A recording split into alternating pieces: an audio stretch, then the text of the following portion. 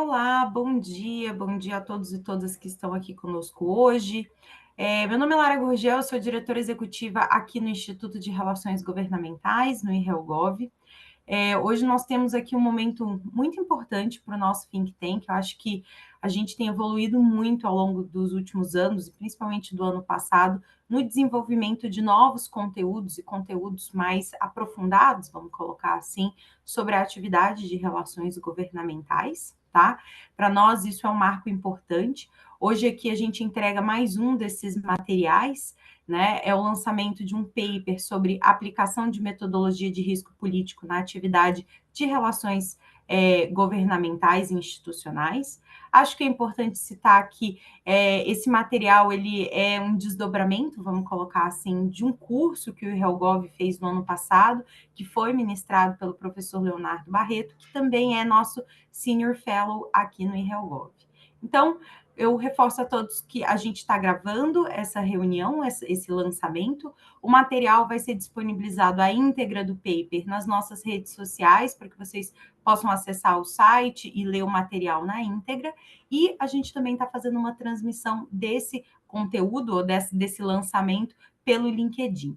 Agradeço, então, passo a palavra para o professor Leonardo e reforço também o meu agradecimento pelo Ibiapaba, que está aqui conosco hoje como convidado para debater esse tema tão relevante. Muito obrigada. Léo, com você. Obrigado, Lara. Pessoal, muito bom dia. Para quem vai ver essa transmissão depois, boa tarde e boa noite também. Eu queria agradecer, Lara, pela oportunidade de convivência, né, desse período que eu estive como Senior Fellow no IRELGOV. Participamos de várias reuniões muito interessantes. A gente já teve um paper sobre risco político aplicado a projetos de tecnologia apresentados pelo Marcelo, e os colegas vão apresentar textos na sequência. E eu achei essa uma oportunidade muito legal, de poder pensar a nossa atividade à luz da experiência que a gente tem e também da, da trajetória acadêmica, né, de cada um. Quero agradecer muito ao Ibiapaba Neto, diretor executivo da Citrus BR, que muito gentilmente aceitou estar aqui para fazer um debate sobre como é que a gente administra, gerencia risco político na atividade de relações institucionais e governamentais. E gostaria de cumprimentar todos vocês. Vejo aqui amigos, né, como o Osmar, como o Leandro, que tivemos uma trajetória lá no passado, né? Poxa, é um prazer tê-lo aqui, viu, Leandro? E revê-lo também. Você não mudou nada. Então vamos lá. Bondade sua, professor. É uma honra e um prazer sempre estar na sua presença. Legal, Leandro. Vamos lá. Eu não preparei slides porque a ideia é a gente fazer uma conversa. O paper daqui a pouco vai estar disponível. E a ideia, enfim, eu devo falar 15 a 20 minutos. Depois o Ibiapaba vai trazer as contribuições dele e a gente abre para um terceiro momento de conversa e de perguntas e reflexões que a gente pode fazer sobre o tema, tá? Então vamos lá. Quando eu decidi trazer risco político para a atividade de relações institucionais e governamentais, me causou um certo espanto de que não havia nada escrito sobre o tema. Né? Assim, como assim? Né? Risco político é uma palavra que nós usamos cotidianamente, né, para avaliar as nossas atividades. Mas não há nada sistematizado, né, em relação a isso, em relação à atividade de relações institucionais e governamentais. Bom, aprofundando a pesquisa, a gente percebe o seguinte, que essa literatura, na verdade, ela é muito desenvolvida, né, no campo de avaliação de investimentos estrangeiros. Esse debate ele nasce no momento em que países do eixo Estados Unidos, Europa, né, enfim, países mais desenvolvidos, vão fazer seus investimentos em outros mercados, né, mercados emergentes, mercados de países que têm como característica a imprevisibilidade política e muitas vezes a imprevisibilidade jurídica também. Né? Então, se começa toda uma literatura nesses locais, né, para tentar antecipar que tipo de risco ao investimento existe nesses mercados e nesses países, né? E aí a gente tem toda uma lista de riscos que aqui a gente talvez pudesse definir como riscos geopolíticos clássicos, né? Que vão desde a propriedade, né, do direito à propriedade do investimento, né, em determinada praça, até riscos de ruptura política, riscos de terrorismo, risco de respeito à propriedade intelectual, como, por exemplo, questões de contrabando e por aí vai. Então, quando eu tive acesso a essa literatura, que, como eu disse, ela está bem desenvolvida no campo geopolítico, eu senti que há uma necessidade de fazer uma tradução disso para atividade de relações institucionais e governamentais. Tá? Claro, conversando, né, com essa literatura que foi desenvolvida antes da gente. E aí, me permita assim, duas reflexões sobre como que a gente traz isso para a nossa atividade, né? A primeira reflexão é a ideia de transformar RIG, de adicionar à atividade RIG uma camada estratégica, né? Porque muitas vezes, e isso não é demérito nenhum, a atividade de RIG, ela é vista, e talvez ela tenha sido construída assim, como uma atividade operacional, né? Assim, essencialmente operacional, né? Você tem os interesses da empresa, você tem os locos decisórios, né? Os lugares onde essa decisão ela é tomada, esse locus ele está se ampliando, né? Cada vez mais. Mas, enfim, você tem os espaços definidos onde essas decisões são tomadas, você tem stakeholders que controlam, né, o fluxo desse processo de decisão, e aí a gente tem as estratégias para influenciar, né, dentro desse processo decisório. Bom, quando a gente traz a questão da análise de risco, a gente busca ter subsídios para a construção de cenários, né? E ao construir cenários, ao identificar elementos que possam afetar, de alguma maneira, o retorno do negócio, né? E aí, a definição de risco político é essa, né? São non-market risks, ou seja, riscos que não estão relacionados, né, às questões típicas de uma atividade econômica. Quando a gente monta, e esses non-market risks, eles afetam, de alguma maneira, a possibilidade de retorno. E aí, essa é a primeira ponte que eu vou fazer com a literatura de risco político que vem antes da gente, né? Eles definem que risco político, né, que não são esses riscos típicos de mercado, eles têm duas categorias, né? Eles respondem a duas categorias. A primeira categoria são aqueles riscos que podem afetar a performance do negócio, né? Enfim, uma regulação que vai abrir mercado, que vai limitar mercado, enfim, a gente pode pensar em várias coisas. A segunda categoria é a categoria de risco que afeta a propriedade do negócio. É a existência ou não do negócio, né? Ou mesmo a propriedade da operação. Enfim, é fácil entender que essa categoria ela é muito importante para essa questão de mercados emergentes, mercados com previsibilidade política e jurídica num nível muito forte.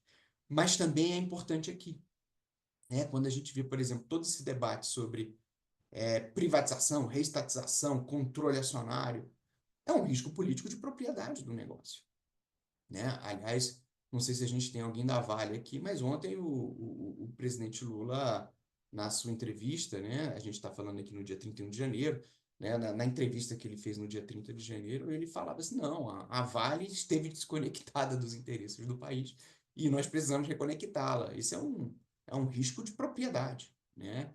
de direção do negócio, né? Isso então, é um elemento que a gente vai encontrar, né? Dentro desse nosso processo.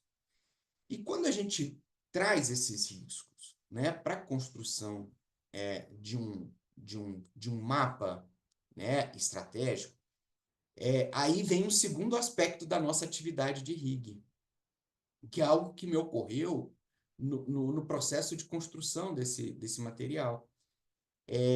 Análise de risco político é uma atividade de mobilização do negócio, de mobilização da empresa, da organização, né?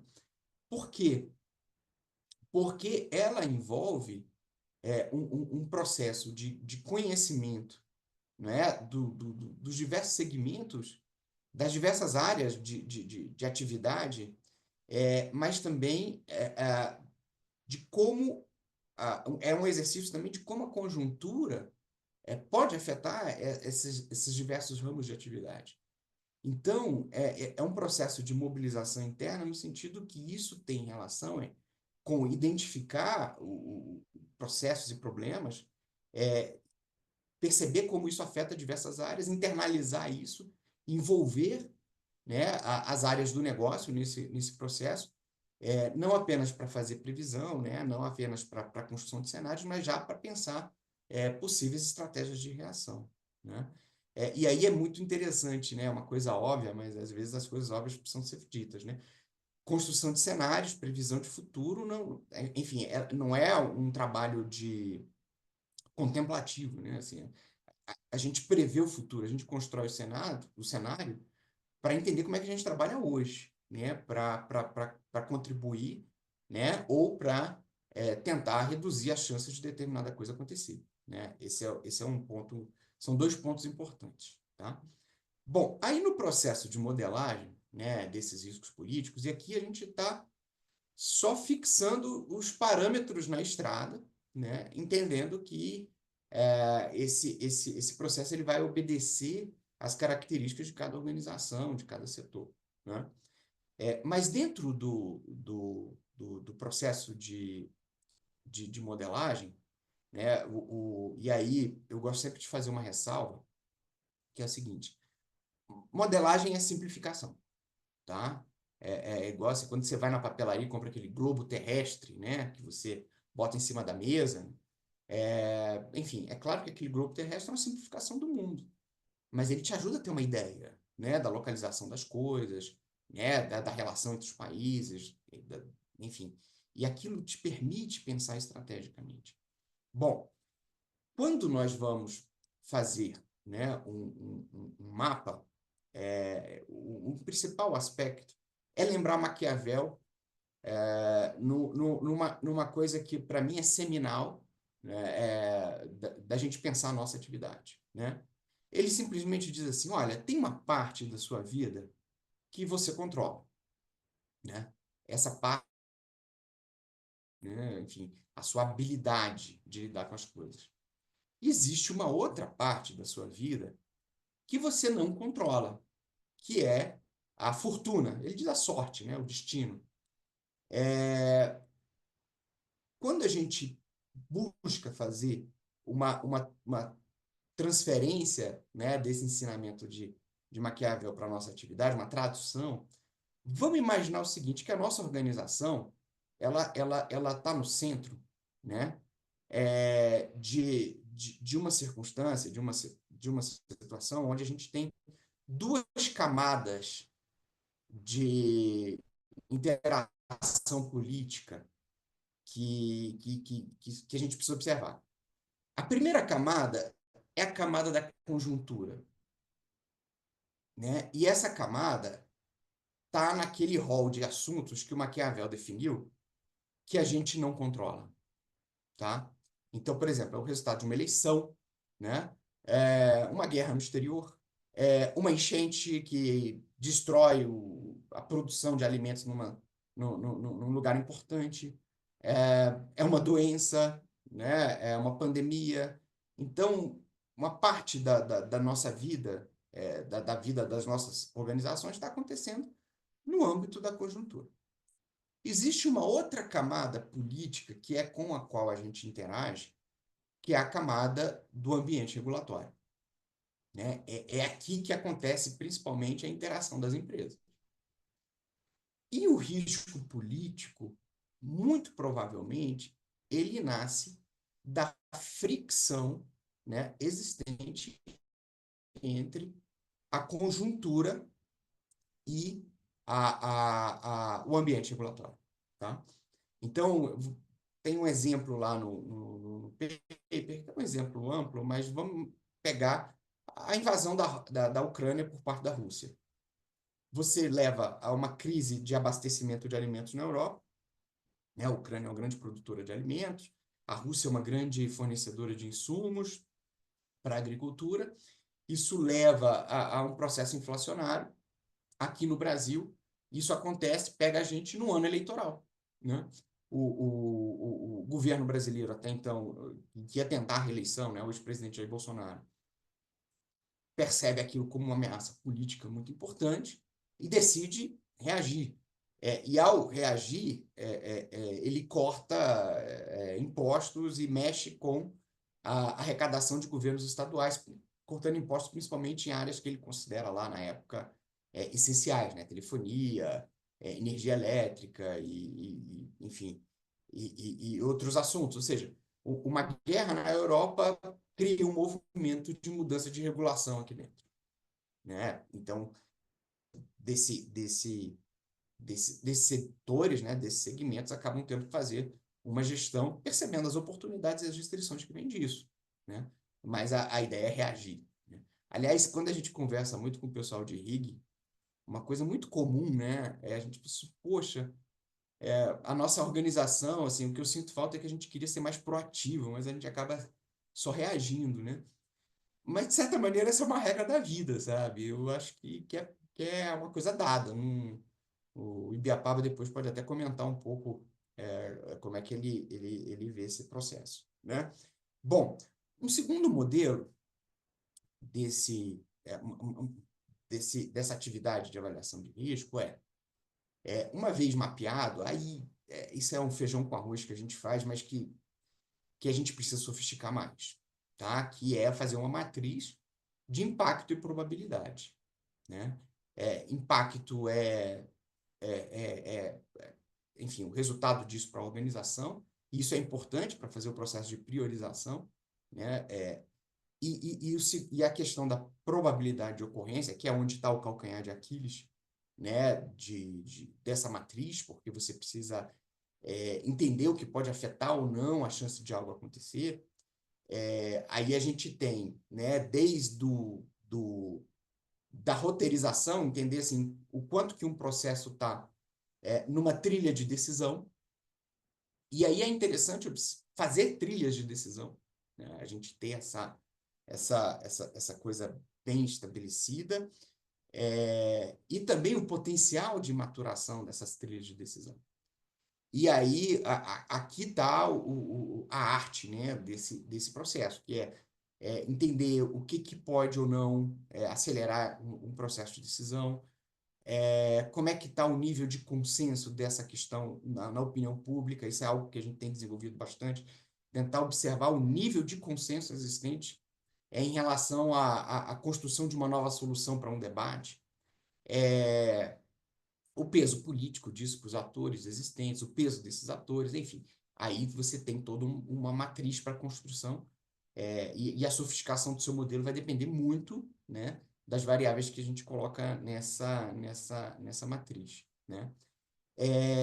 E um terceiro ponto é a gente ter uma capacidade de categorização dessas variáveis. Por quê? Porque há um processo de ampliação do espaço de decisão para além daquele que está formalmente constituído aqui em Brasília ou em São Paulo, né? E que tem a ver com os atores, os stakeholders tradicionais, né? Como, por exemplo, os políticos, burocratas, jornalistas, hoje em dia o judiciário. Mas a gente tem mais gente entrando nessa esfera, né? Nesse processo. Então, também o número de variáveis que a gente monitora acaba crescendo bastante. Tem um autor que eu gosto muito e sempre cito, chamado Moisés Naim. Ele escreveu um livro chamado O Fim do Poder, e fazendo uma tradução ele diz assim, olha, aquelas estruturas hierarquizadas, né, de processos decisórios que a gente estudou, tudo isso está derretendo, sabe? Assim, você tem muita gente entrando na arena decisória por várias razões. Mais gente estudada, mais gente que quer fazer parte, redes sociais, tecnologia, enfim, uma porção de fatores, né? E isso está ampliando a nossa área de atuação, né? Então, você tem que administrar comunidades, tem que administrar influenciadores, né? Tem que administrar uma porção de atores que antes você não precisava se preocupar ou não estava no seu radar, né? Até numa entrevista que eu fiz com a Suelma Rosa para um livro que eu escrevi com o Carlos Parente sobre o futuro da atividade de relações governamentais, né? O livro chama Regras Novas, Jogadores Antigos. A Suelma falou assim, olha, antigamente 80% do meu tempo era Brasília, 20% eram outros públicos, e hoje isso inverteu, né? Brasília continua sendo importante, claro, mas eu tenho que dividir o tempo dela com outros públicos. Bom, e aí caminhando para o final, né? Olhando para esse mapa, né? Para a construção desse mapa de risco, o que a gente pretende? Né? A partir dele, eu ter condições, né, de projetar ações, planejar ações, adicionar uma camada de estratégia a uma atividade que, como eu disse, nasceu essencialmente operacional, né? Operacional, e a partir disso ter capacidade de incrementar a minha atuação, especialmente no ramo da formulação, sabe? Esse é um tema para uma outra discussão, né? Mas muito provavelmente, com o aumento da complexidade desse ambiente de políticas públicas, né? de entrada de novos atores, enfim, de tudo que nós falamos, ao mesmo tempo, uma fragilização do executivo diante de um fortalecimento do legislativo, a gente tem uma situação na qual as empresas, as organizações, as entidades, elas provavelmente vão ter que ampliar a sua capacidade de formulação. Antes você ia para o ministério, levava um problema e o ministério formulava. Hoje existe uma situação nova, que também vou pegar emprestado um termo de um cara chamado Carlos Parente, que ele diz assim, é preciso criar o conforto para a decisão. E o conforto para a decisão, muito provavelmente, é a gente trabalhar na construção de soluções, né? Atuar no processo de formulação. E para atuar no processo de formulação, você tem que ter uma análise de viabilidade política, né? Então, eu acho que tem um salto aí de sofisticação, né, que a gente precisa dar. E olhando para cima, né, para quem já deu esse salto de sofisticação, eu vi um cara chamado Ibiapaba Neto, né, que quando nós conversamos, almoçamos em São Paulo, fiquei muito feliz, né, de encontrar um cara que já estava operando, até porque opera não apenas no Brasil, mas está olhando para vários mercados, que me deu vários inputs, né, vários subsídios para esse debate, e que eu queria chamar agora para a conversa. Ibiapaba, eu queria trazer aqui a sua contribuição. Vou pedir para você fazer uma introdução e depois eu vou te fazer algumas perguntas para a gente conseguir desenvolver esse tema. Obrigado, meu caro, pela presença mais uma vez. Obrigado, Leonardo. Bem, bom dia a todos, todas aqui, bom dia para todo mundo. Prazer estar aqui nesse debate, num instituto tão importante quanto o IRELGOV. E um assunto importantíssimo, né? Então, eu fico muito feliz, primeiro, Léo, assim, de que esse assunto ele esteja sendo analisado do ponto de vista pragmático na produção de papers, né? Realmente a gente tem aí gente muito brilhante no setor trabalhando, mas essa construção acadêmica ela é importantíssima, porque é necessário não apenas o desenvolvimento de teses, mas também a gente precisa, de certa forma, agrupar um pouco as boas práticas que elas já existem no mercado e fazer com que aquilo seja oferecida para essa nossa comunidade na forma de método, para que a gente possa ter ali um caminho para seguir, né? Então, assim, parabéns pelo trabalho, parabéns pela iniciativa. E só fazendo um adendo aqui, meu caro amigo, quando convida, não convida, convoca, né? Então, não poderia deixar de participar aqui. Mandar um abraço pro meu amigo Carlos Parente, que eu vi que tem pelo iPhone ali também. E é isso. Bem, rapidamente me apresentando aqui, né? Sou Ibiapaba, sou diretor executivo da Citrus BR, que é a entidade setorial que representa o setor exportador de suco de laranja. É um dos grandes setores aí do agronegócio brasileiro, tem operações no Brasil, nos Estados Unidos, na Europa.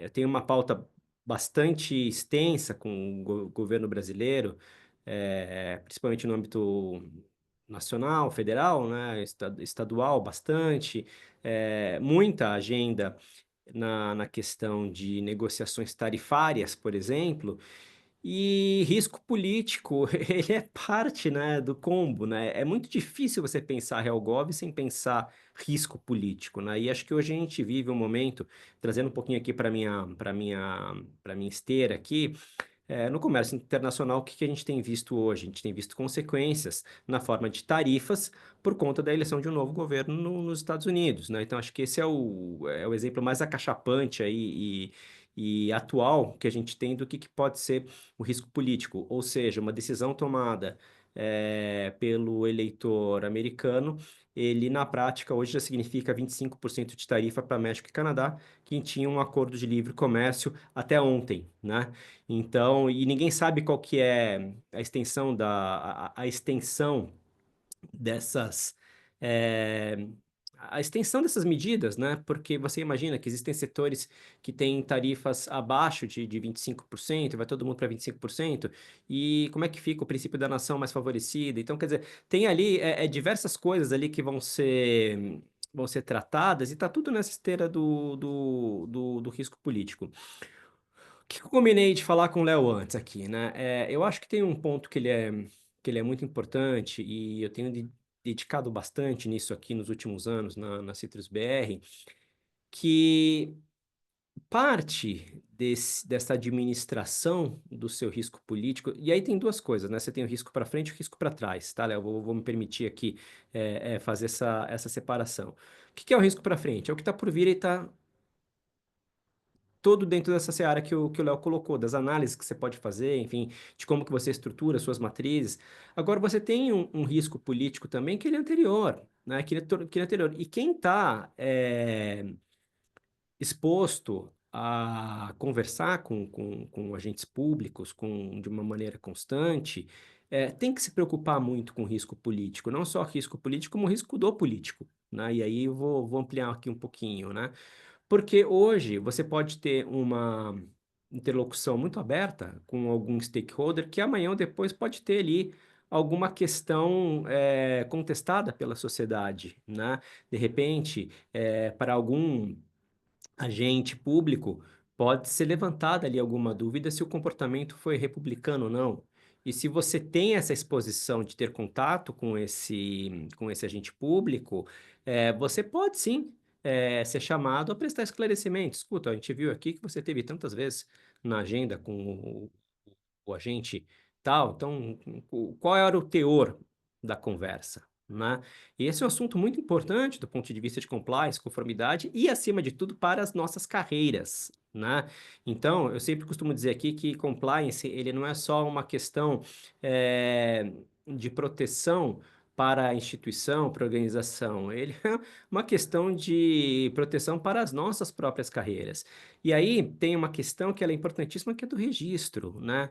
Como que é registrado esse lastro com os agentes públicos? Como que você tem registrado qual que é o fio condutor das conversas que você teve com esses agentes públicos, né? E amanhã ou depois, caso você passe por um processo de verificação, o que está ali, ele se sustenta na materialidade que você pode apresentar.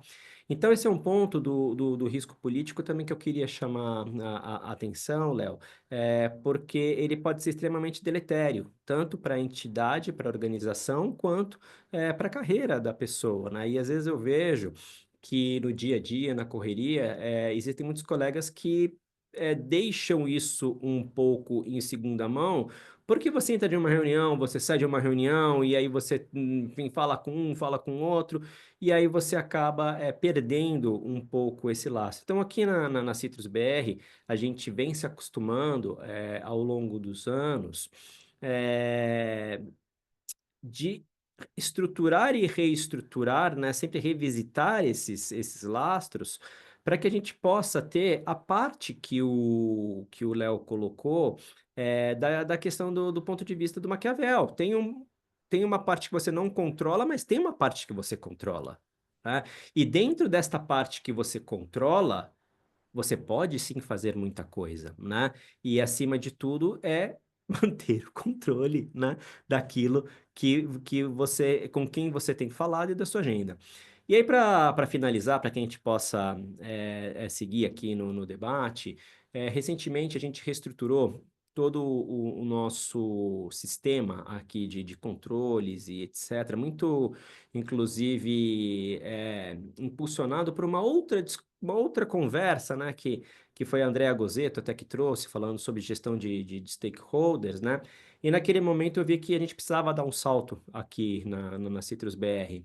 E a gente desenvolveu agora um sistema em que todos os registros de reunião que a gente faz, eles já estão atrelados a um controle de stakeholder.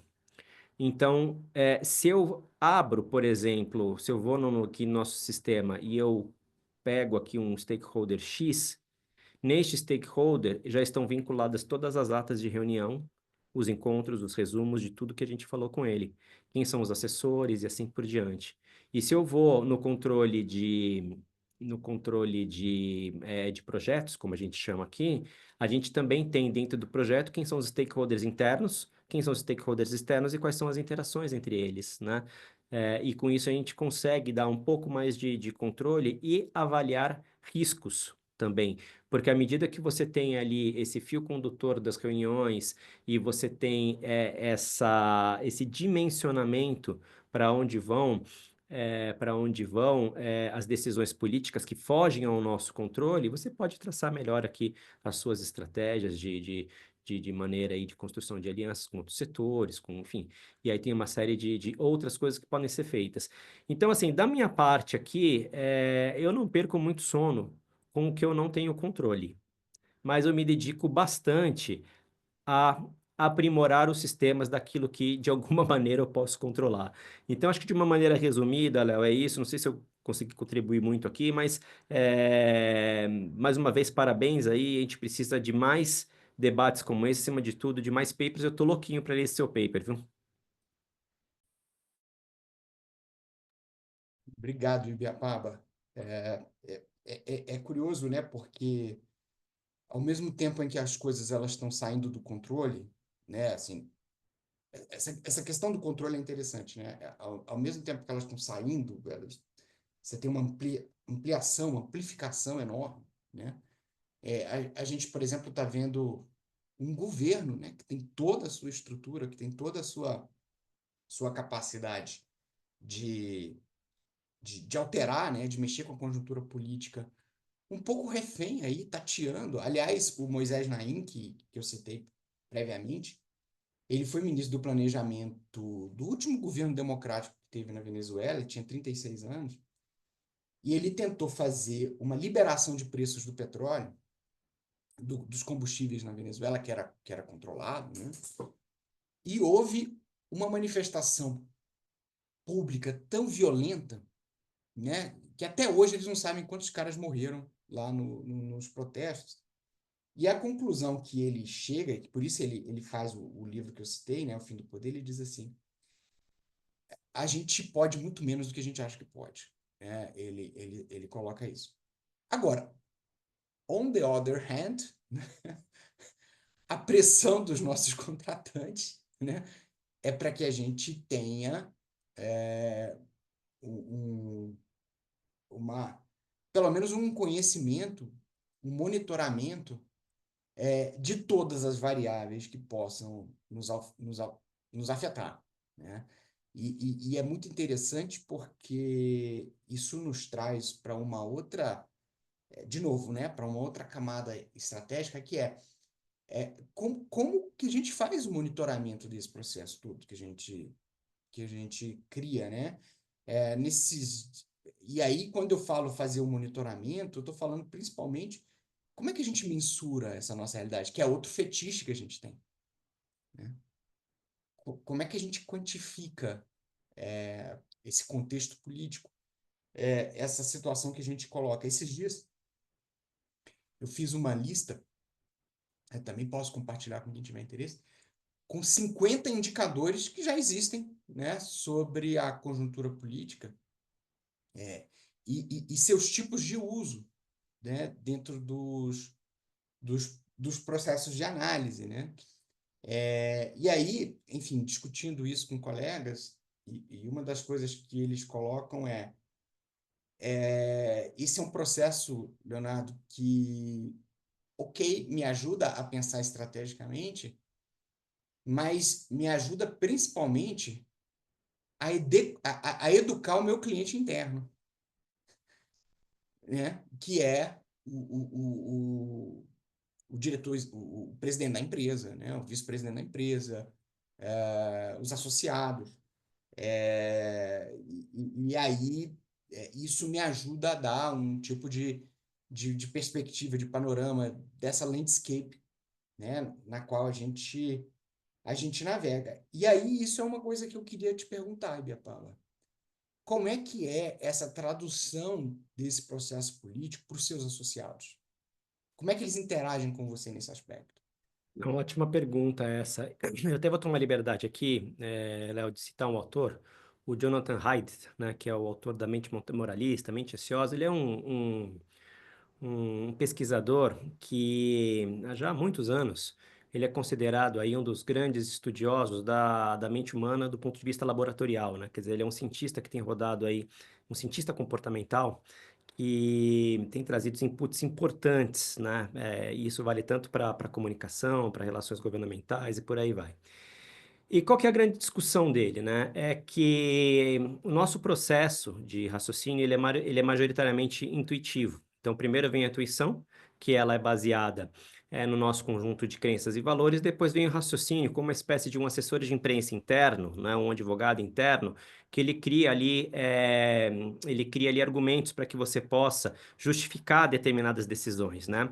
E isso eu acho que resume muito como é que é o mundo da política e como que a gente lida com a política, né? Porque a política, ela, na prática, ela é extremamente intuitiva. Quando o tomador de decisão, ele está ali nas negociações intrapartidárias, né? Oposição versus situação, o que você tem ali é um conjunto de intuições que acabam sendo traduzidas em políticas públicas e votação no painel, né? E esse conjunto de intuições é muito difícil de você ler, é muito difícil de você ler. Então, assim, eu acho que essas ferramentas, elas são absolutamente importantes para que você consiga fazer uma predição de tendências, né? E eu acho que você compreender as tendências, elas são super importantes. Mas eu acho que ainda assim o fator humano de você eh, ter a sua própria compreensão por meio da sua própria rede de informação e de pessoas que você confia no julgamento, ela abastece a sua intuição e, por consequência, a maneira como você vai estruturar o seu raciocínio. Dito isso, eu tenho uma estratégia aqui muito simples com o meu conselho. Eu não doro pílula, né? Aqui, eu acho que a transparência ela é fundamental, porque não que eu seja pessimista o tempo todo, mas o tempo todo eu vou colocando o seguinte, olha, o que nós podemos fazer para alcançar determinados objetivos, e aí eu tenho que fazer um adendo aqui, eu tenho um apoio gigantesco do meu conselho nesse sentido, de que tudo que a gente faz é absolutamente dentro das regras de compliance. Eu sei que é complicado isso não deveria ser uma coisa para a gente se orgulhar, mas eu acho que ainda hoje ele é um ponto que a gente precisa chamar atenção, quer dizer, tudo que se faz é dentro ali dos melhores aspectos e melhores práticas republicanas. Dito isso, quando a gente vai tratar de algum assunto, e eu estou levando isso para o meu conselho, para os comitês aqui da Citrus BR, eu sempre trabalho com cenários. Falo, olha, quer dizer, existe um trabalho que ele está sendo feito para que cheguemos a este objetivo. E ali eu detalho. E aí tem um ponto aqui que eu gosto de fazer uma analogia, que é o seguinte: a política ela é uma espécie de um jogo de xadrez, né? Então, mais do que a ação que você vai tomar, importa a reação pretendida que você quer. Então, no final das contas, o que a gente faz, o que a gente não faz, não tem muita importância. O que tem importância é a reação que a gente consegue. Então, assim, todo o trabalho aqui, ele é pensado em obter as reações que a gente considera que são as melhores para o nosso setor e, portanto, para o país, né? E aí a gente vai conversando. Agora, nem sempre, como diria Garrincha, né, precisa conversar, combinar com os russos. Nem sempre o tomador de decisão, ele concorda. Então, eu acho que isso precisa ficar muito claro na decisão, né? Nas comunicações que você faz. Então, aqui, eu sempre deixo isso muito claro. Olha, a gente está trabalhando aqui, a gente tem chance de êxito aqui, aqui e aqui, mas depende disso, disso, disso, daquilo. E eu tento trazer sempre um cenário bastante amplo para que, acima de tudo, eles entendam a complexidade e a natureza desse trabalho, que não é em nada o objetivo e que nós não temos controle das decisões. E que, às vezes, num acordo entre partidos para uma votação, um determinado projeto de lei que é do seu interesse, ele dança. Então, assim, tem muita coisa que foge ao nosso controle. Então, dito isso, eu acho que a transparência, e vou puxar a brasa para minha sardinha aqui um pouco, Léo, a comunicação clara e frequente, ela é absolutamente importante. E, mais uma vez, tudo registrado, tudo registrado. Porque, às vezes, o que que acontece? Aqui no meu caso, eu estou numa associação setorial. O que isso significa? Que as empresas estão preocupadas em rodar o negócio, em obter lucro, em remunerar os acionistas. Tá? Eles não estão acompanhando aqui no dia a dia. Então, eles não têm a menor obrigação de saber, de estar a par do estado da arte da informação. Em algum momento, isso vale para a empresa também, eles não vão se lembrar de que pé que está o processo. Então, e é normal que as dúvidas aconteçam, e é normal que você seja chamado da explicação. Então, a gente não pode ficar magoado com esse tipo de coisa. O que que você tem que ter? Você tem que ter o lastro das coisas. Você tem que falar, olha, isso foi combinado na época tal, a gente fez assim, fez assado, e sempre chamar para o que foi combinado, né? Esse é um ponto. E mais uma questão, assim, eu acho que nessa questão do relacionamento. Eu sou um bom soldado, Léo. Eu não mudo o plano sem antes combinar. Entendeu? Se a situação ela muda e ela necessita algum ajuste, eu chamo a turma e falo, pessoal, mudou, precisamos ajustar, né? Esse acho que é um ponto importante. Eu já vi muita gente ter problema por causa disso, de a situação mudar, você toma o risco de mudar ali a sua abordagem e ali na frente você tem um problema.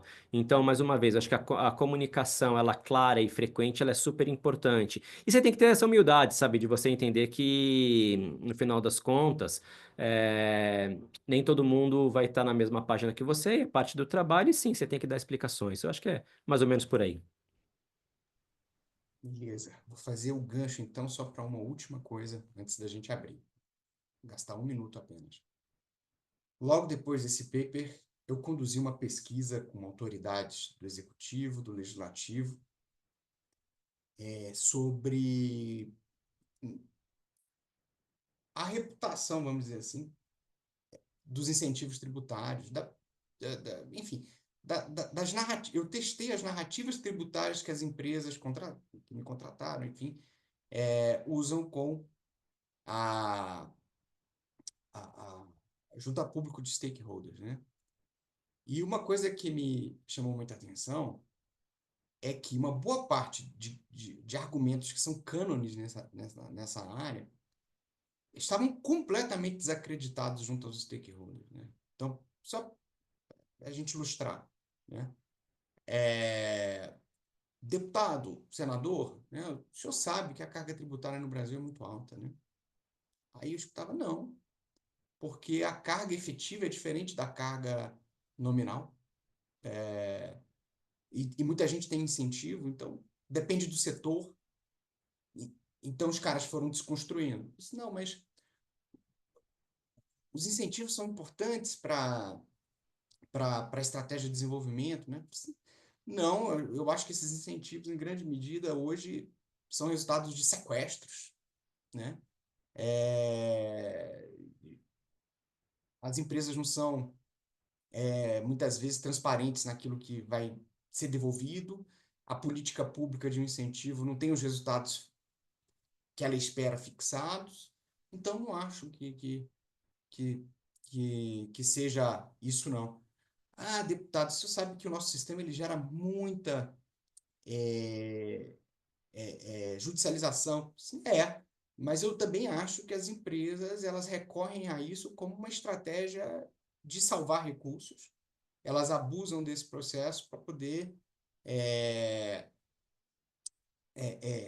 ter uma vantagem comercial mesmo em relação a quem não pode ter grandes departamentos tributários, né, para poder fazer o litígio. E assim, isso eu estou falando, claro, né, exemplos etéreos, mas o que me chamou a atenção foi o seguinte: um risco que não estava mapeado, que é a nossa credibilidade em relação ao stakeholder. E aí eu achei um paper nos Estados Unidos, né, sobre esse tema. Ele diz assim, olha, se as empresas são completamente self-interested, né, se elas não conseguem apresentar para o stakeholder uma perspectiva ampliada do seu interesse, ou seja, que esteja equilibrada e balanceada com o interesse público, que ela passe para o stakeholder apenas informações enviesadas, ou muitas vezes informações erradas, né? E que ela, aquilo que você falou, né? A gente precisa estar sempre comunicando. O contrário disso, se as empresas aparecem apenas quando tem pleitos, elas podem ter uma crise de reputação e perder lugar de fala, né? Então tá aí um outro risco interno, né? Que, enfim, não está no paper, porque isso acabou vindo só depois, mas que é interessante, assim, você abriu a oportunidade de a gente colocar aqui na roda, né, pro pessoal. Bom, nós temos aqui 10 minutos. Eu queria saber se alguém tem uma contribuição. Peço desculpas aqui por não ter controlado bem o tempo. Alguém tem alguma pergunta, algum comentário, alguma coisa que queira colocar para mim ou para o Ibiapaba? Quem quiser pode abrir o microfone e falar.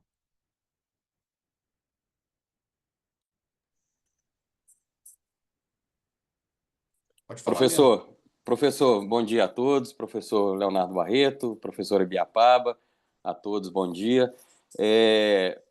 Foi comentado, ainda que en passant, a questão do judiciário. Eu acho que é uma variável cada vez mais relevante que a gente, de RIG, fica muito internalizado na questão de legislativo e executivo, e a gente acaba, por vezes, esquecendo de mapear também o judiciário. Então, a contribuição que eu trago e queria ouvir um pouco, eu divido em dois aspectos. O judiciário um mapeamento objetivo daquilo que pode ser julgado, né, pelo Supremo, principalmente, e um mapeamento também objetivo, porque, como o professor Ibiapaba colocou, os atores podem ser julgados a qualquer momento. Então, é apenas essa contribuição de também mantermos como risco político também um risco jurídico, né? E, claro, nem todos são advogados, mas também ter parcerias nesse sentido, inclusive para quantificação, né? Ou seja, volume de jurisprudência, decisões que podem ser tomadas em determinados assuntos, em especial em assuntos sensíveis, né? Então, trazer essa contribuição também para que essa análise de risco político não deixe também de ser uma análise de risco jurídico, né? Em especial em um país, enfim, com tanta variação de cenário, vamos dizer assim. É a contribuição que eu trago e parabenizar o IRELGOV mais uma vez pela iniciativa. Parabéns a todos. Excelente, Leandro. Eu vi aqui que o Gustavo levantou a mão, mas vi também, por exemplo, que o Lucas e a Carol ligaram a câmera. Estou imaginando que isso Aliás, um abraço, Lucas. Bom te ver aqui, viu? Obrigado pela presença.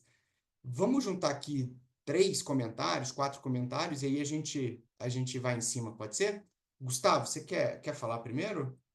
Leonardo e Biapaba, desculpa não ligar a câmera, é porque a gente no Helgov é fazendo 1000 coisas ao mesmo tempo, eu não estou podendo ligar a câmera agora, mas eu estou atento aqui ao debate, agradecer o tempo de vocês, do Biapaba e do Leonardo, altíssimo nível, e para entender como é que, com toda essa conversa que vocês trouxeram, como no mundo de hoje, com o algoritmo definindo, você precisa definir e marcar, né, posições, e o dado, a métrica é extremamente importante em qualquer negociação, né? Seja ela. E a gente está trabalhando, como vocês trouxeram, com cenários que, como o Maquiavel trouxe aí, que a gente não controla e que às vezes é o maior risco político.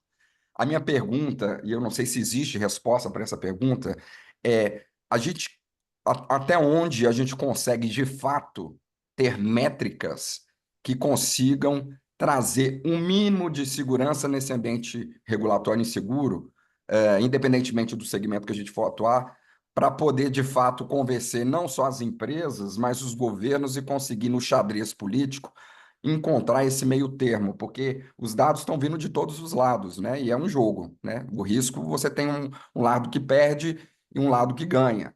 E nem sempre a gente tem um jogo ganha-ganha, é um jogo de xadrez. Como definir essa métrica para que essa medida ela não fique muito desfavorável no sistema todo? Não sei se ficou clara essa pergunta. Beleza. Alguém quer comentar também? Fazer uma pergunta? Posso comentar bem rapidinho também. Por Lucas, favor, Carol. posso falar aqui? Tá Sim, na ordem sim. aqui? Não sei se eu cortei a fila do Lucas, que não estava com a mão Não, levantada tá, aqui. vamos lá. Mas bom dia, pessoal. Carol, eu sou da Confederação Nacional de Dirigentes Lojistas, né? Sou Helgov lá. A Bianca estava aqui agora há pouquinho também, acompanhamos juntas, né? Ela fica em São Paulo e fica em Brasília.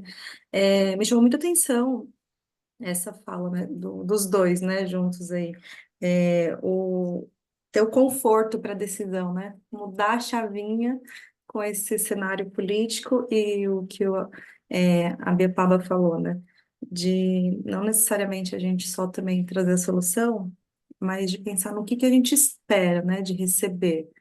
Então, essas são duas formas de pensar, não no que a gente está fazendo, mas de pensar já no resultado que a gente espera e conduzir o que a gente está fazendo para alcançar aquele resultado da maneira mais tranquila. É uma forma de pensar que realmente às vezes a gente foca tanto no processo que esquece o resultado que a gente quer. E o processo, às vezes, a gente deixa de abrir mão de algumas coisas que não funcionam, mas está acostumado a fazer, né? Esse comentário. Muito bom. Mais algum para a gente fechar? Eu tinha uma pergunta, Leonardo, e Continua, prazer Lucas. revê-lo. Parabéns aí pela apresentação junto com o Ibiapaba e o Rogov. Talvez a resposta tenha que ficar para uma conversa futura, mas em que medida vocês entendem que o profissional de relações governamentais deva também levar em consideração ou buscar compreender a sua taxa de sucesso nesse que é um exercício de futurologia, né, de antecipar riscos? Quer dizer, em que medida as suas previsões ou as suas análises a respeito daquilo que tem probabilidade de acontecer estão se materializando e, portanto, que correções você possa fazer no seu processo de obtenção de informações e de planejamento de cenários para uma melhoria futura. Obrigado. E Biapaba, posso começar com você, então? Eu começo, claro, lógico, imagina. Bem, vamos lá. Bem, ótimos pontos aqui, né? Começando aqui pelo Gustavo. Olha, eu não sei se é possível a gente ter essa segurança. É como você colocou, eu uso muito métricas aqui para que eu possa entender qual que é o caminho que eu estou tomando, né? Qual que é o caminho que eu estou tomando, o que que a tendência ela está me mostrando. Mas assim, isso aqui eu acho que é só para a gente garantir que a gente está percorrendo o caminho correto, né? Porque o fato de você ter boas métricas não te garante resultado, ela só te garante que você percorreu um bom caminho até ali, né? Então é aquela história. Se alguém fala, como é que você tá, Ibiapaba? Fala, bem, hoje é dia 31 de janeiro, 10h58, tá tudo bem. Às 11 eu já não sei mais, porque eu não sei o que que vai vir pela frente, né? Então, assim, eu acho que as métricas, elas são importantes para que a gente possa medir o que que aconteceu para trás, né? Mas elas não garantem sucesso para o futuro. Mas, ainda assim, é muito melhor você ter métricas do que não ter, né? Acho que a Carola trouxe um ponto bastante importante sobre essa questão de processos. Processos, eles são muito importantes e eu sou o louco do processo, tá, Carol? Mas, assim, para mim, o processo mais importante é como saímos do ponto A para chegar ao ponto B. Esse que é o ponto que a gente não pode perder de vista, né? Então, se eu preciso de uma determinada reação, que é o que eu coloquei, né, que é a forma como eu penso aqui, quais são os processos, o que que eu preciso adaptar nos meus processos para que eu obtenha aquela reação, tá? É, e isso eu acho que isso é muito. Não vou falar que ele é intuitivo, mas ele muda o tempo todo, porque você está testando. Eu até vou falar o seguinte: eu acho que esse trabalho do HellGov, ele é um eterno teste AB. Você está o tempo todo testando possibilidades.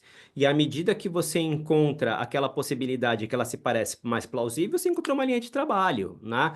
Agora, vou até brinquei com uma amiga minha esses dias, que eu falei, citando a filósofa Taylor Swift, né? Ela diz que não é o fato de você ter um plano que ele vai se concretizar. E tá certo, né? Mas é importante você ter um plano. Agora, mais importante do que ter um plano é você revisar o plano. Como você revisa? Com base nas métricas, que é o que o Gustavo trouxe, e a gente trazendo aqui esse ponto, né? E aqui, fechando aqui no que o Lucas, no que o Lucas trouxe, eu acho que medir taxa de sucesso, ela é importantíssimo, tá? Agora, eu divido entre o que é o sucesso possível e o sucesso impossível, né? Existem sucessos que são inalcançáveis, né? Por exemplo, vamos supor que amanhã ou depois alguém chegue com a brilhante ideia que a gente tem que acabar com Bolsa Família. Um governo progressista vai ser muito complicado, né? E eu não estou falando que eu sou favorável a acabar com o Bolsa Família, tá, gente? Estou pegando um exemplo aqui para que a gente tenha um contraste entre o que é possível. Então, trazendo aqui, eu acho que as metas SMART, né, que elas trazem entre algumas coisas que você tem que ser, aquilo tem que ser atingível, eu acho que é importante. E aí, eu acho que a gente tem que ter uma certa maturidade também, de junto com os nossos superiores, deixar claro o que que é atingível e o que que não é atingível. E aí entra naquilo que eu comentei, eu não dou pílula. Se eu tenho um problema, eu falo, gente, eu tenho um problema. Aqui nós temos um gargalo que ele é muito evidente isso. O que eu estou fazendo para tentar contornar esse gargalo? E aí, no final das contas, o que que eu quero? Eu quero que no meu julgamento de performance, que é no final das contas, o que importa para a gente aqui, para nossa manutenção, para nossa progressão e por aí vai, o que importa é que as pessoas que vão avaliar o nosso trabalho pensem de todas as possibilidades possíveis e imagináveis que eu posso pensar que esse cara teria feito, ele tentou todas. Ele trouxe todas as possibilidades. E ainda assim não foi possível por causa disso, disso, disso, isso está muito claro, né? Então, eu acho que o sucesso é ótimo quando a gente coloca uma bola no gol. Conheço muita gente competente aqui que toda hora está colocando alguma bola para o gol, mas nem sempre é possível. E aí eu volto naquilo que eu falei no começo.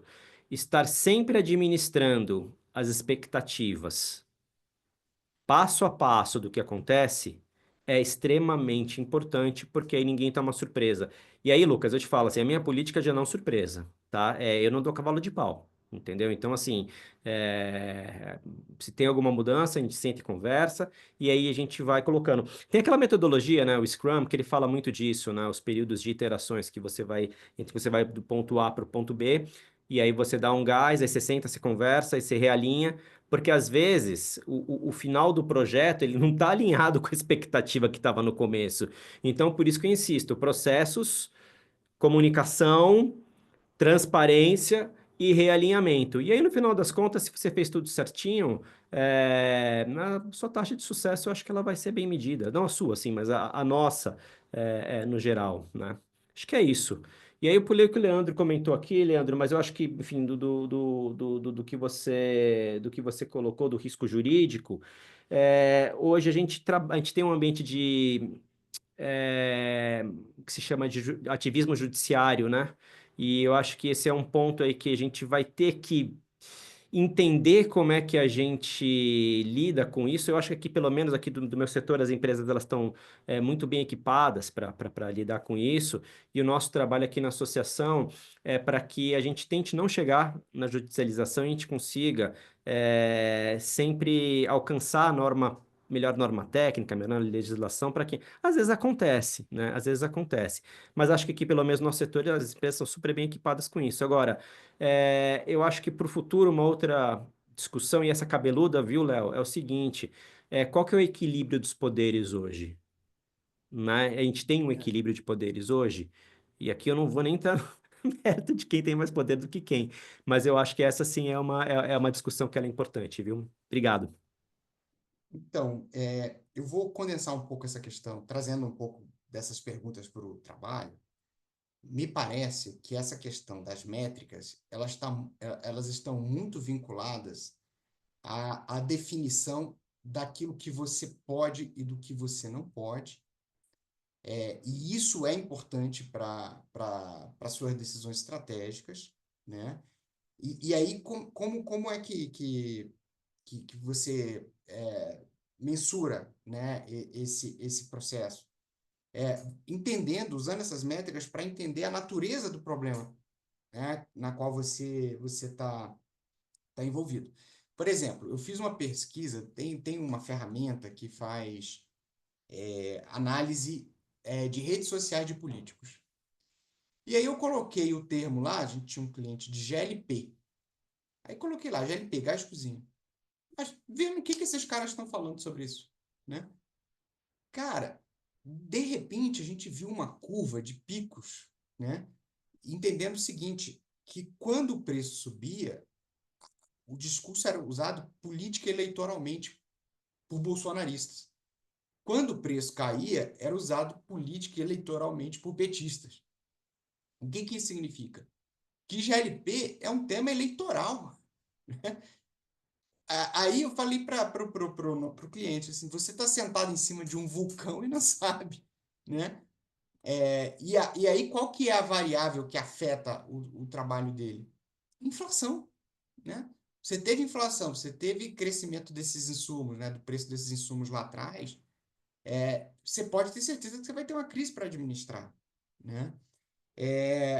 As variáveis contextuais também, para esses mapas de risco, muitas vezes, elas definem o lugar e o momento, né, para você entrar com tarefas. Então, por exemplo, trazendo isso que respondendo isso que você colocou, Ibiapaba,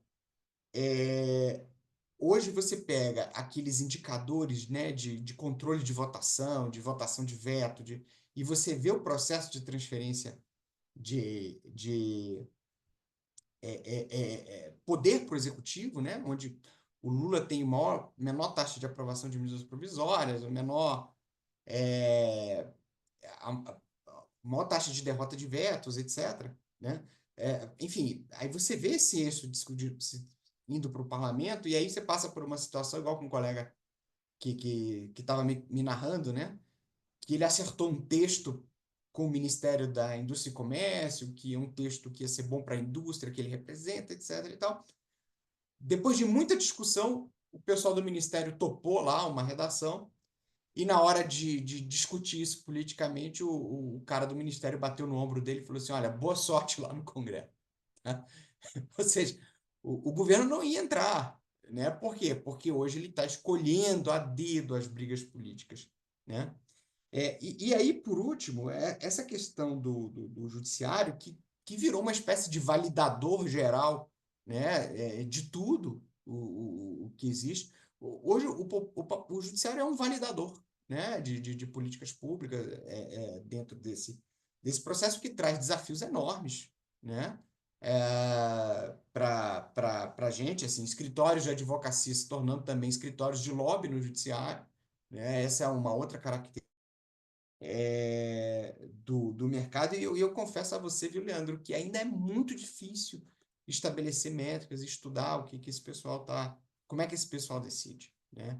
Essa é uma coisa muito, muito significativa e muito, muito importante, mas que a gente ainda não entende muito, tá? Então, assim, só para fechar, eu acho que os riscos, as métricas, e aí, de novo, eu já listei aqui umas 50 variáveis. Esse aqui não é um número que eu estou dizendo como bravata, como diz o presidente Lula, não. Tá? Eu acho que ele te dá uma coisa que é muito importante, que são as oportunidades e os limites da ação. Tá? E você tendo uma matriz de oportunidades e limites da ação, aí eu acho que você consegue fazer uma coisa que o Ibiapaba falou e que é central, que é administrar a expectativa do teu cliente. Acho que esse é sempre no final das contas, né? É A uma métrica arte, cara, importa. é uma arte.